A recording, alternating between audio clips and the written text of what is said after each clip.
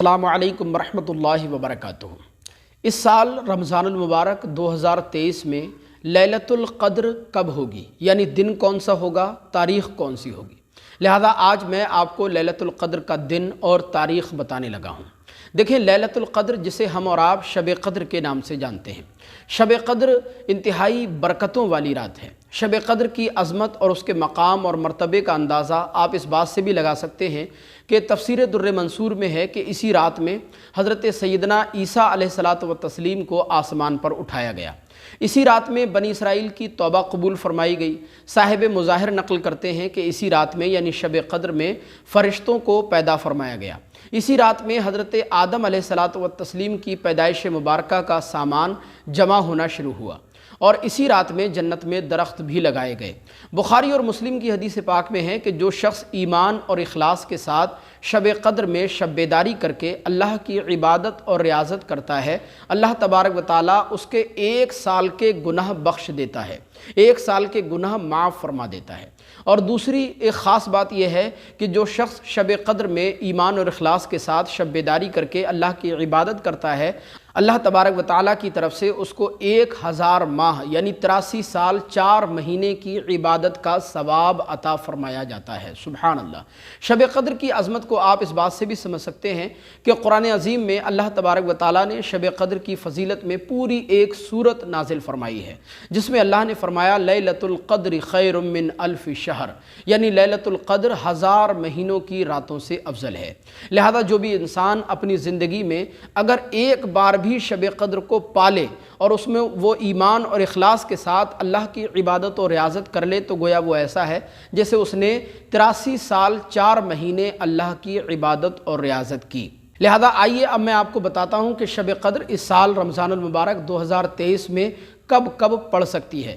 دیکھیں، عام طور پر ہمارے یہاں ہندوستان میں لوگ 27ویں شب کو شب قدر کے طور پر مناتے ہیں اور اس کا اہتمام و انصرام بھی کرتے ہیں، حالانکہ ایسا نہیں ہے۔ ہمارے نبی کریم صلی اللہ تعالیٰ علیہ وسلم نے ارشاد فرمایا کہ اللہ تبارک و تعالیٰ نے رمضان المبارک کے آخری عشرے کی بے جوڑ یعنی طاق راتوں میں شب قدر کو پوشیدہ رکھا ہے۔ لہذا جب بھی رمضان المبارک کا آخری عشرہ آئے تو آخری عشرے کی بے جوڑ راتوں میں، طاق راتوں میں تم شب قدر کو تلاش کیا کرو۔ اب وہ بے جوڑ راتیں کون کون سی ہو سکتی ہیں؟ تو دیکھیں، میں بیان کرتا ہوں۔ نمبر 1 پر ہے پہلی طاق رات 21ویں شب، یعنی پہلی طاق رات 22 اپریل بروز بدھ، یعنی بدھ کا دن گزرنے کے بعد جو رات آئے گی وہ 21ویں شب ہوگی، اور 21ویں شب شب قدر ہو سکتی ہے۔ اسی طرح دوسری رات 23ویں شب ہے، یعنی 14 اپریل بروز جمعہ، یعنی جمعے کا دن گزرنے کے بعد جو رات آئے گی وہ 23ویں شب ہوگی۔ 23ویں شب بھی شب قدر ہو سکتی ہے۔ اسی طرح 16 اپریل بروز اتوار، یعنی اتوار کا دن گزرنے کے بعد جو رات آئے گی وہ 25ویں رات ہوگی، اور 25ویں شب بھی شب قدر ہو سکتی ہے۔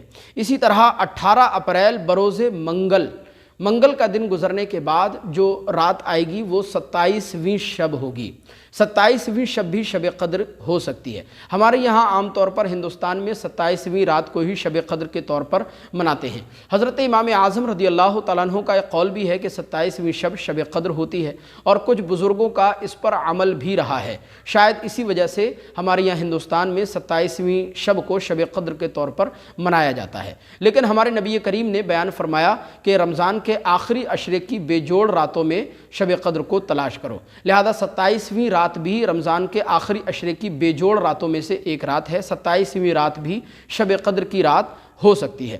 اسی طرح 20 اپریل بروز جمعرات، یعنی جمعرات کا دن گزرنے کے بعد جو رات آئے گی وہ 29ویں شب ہوگی۔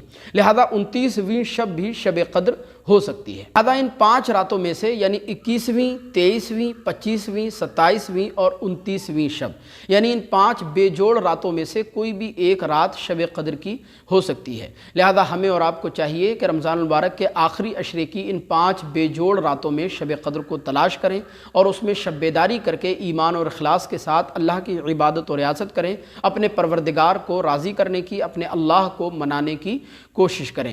دیکھیں، آپ سے گزارش ہے کہ اس ویڈیو کو زیادہ سے زیادہ مسلمانوں تک شیئر کیجئے، کیونکہ یہ سال بھر کی سب سے خوبصورت رات ہے، سال بھر کی سب سے بہترین راتوں میں سے ایک رات ہے۔ اللہ تبارک و تعالیٰ کی بارگاہ میں دعا ہے اللہ عز و جل شب قدر کی برکتیں اور رحمتیں ہمیں اور آپ کو نصیب فرمائے۔